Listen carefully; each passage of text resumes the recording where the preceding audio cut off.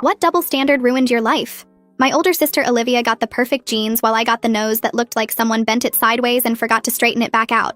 Every morning she'd stand in our shared bathroom doing her makeup telling me, "Too bad mom and dad will never let you fix that," she'd say, while contouring her already perfect nose. Olivia would take selfies with me and then crop me out because she said my nose ruined the aesthetic of her Instagram feed. She loved pointing out my nose to everyone like it was her personal comedy show that never got old. When her friends came over, she'd introduce me as her sister with the unique profile, and they'd all try not to stare, but I could see them looking. She'd buy me nasal strips for birthday presents and tell me these were to help straighten things out. At school, she pretended not to know me unless she needed homework help, and even then she'd make me stand at an angle so people couldn't see my profile while we talked. "You're actually pretty if people look at you straight on, so just never turn your head," she said, like she was doing me a favor with this advice.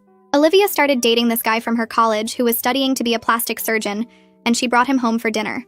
She made sure to seat him right across from me so he could study my face the whole meal like I was a medical specimen.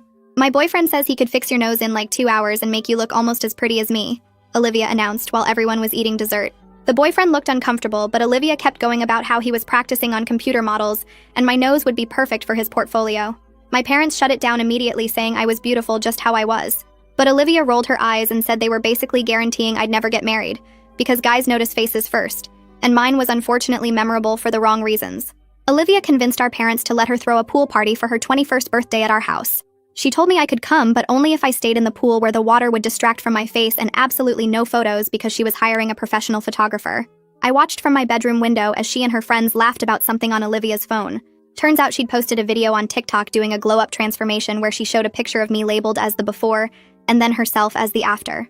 "You should be happy because you're TikTok famous now, even if it's as the ugly sister," she said when I confronted her about using my photo without permission. But then Olivia was walking down the stairs while filming herself for another TikTok about her morning routine and talking about her perfect skincare. She was so focused on her phone screen that she missed the last 3 steps and went face first into the wooden banister at the bottom.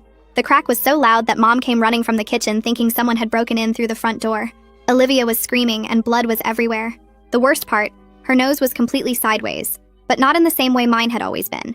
Bumpy and swollen and pointing in different directions like someone had broken it in 3 places and tried to piece it back together blindfolded. The doctor said it was the worst nasal fracture he'd seen, and she'd need major reconstruction if she ever wanted it to look normal again.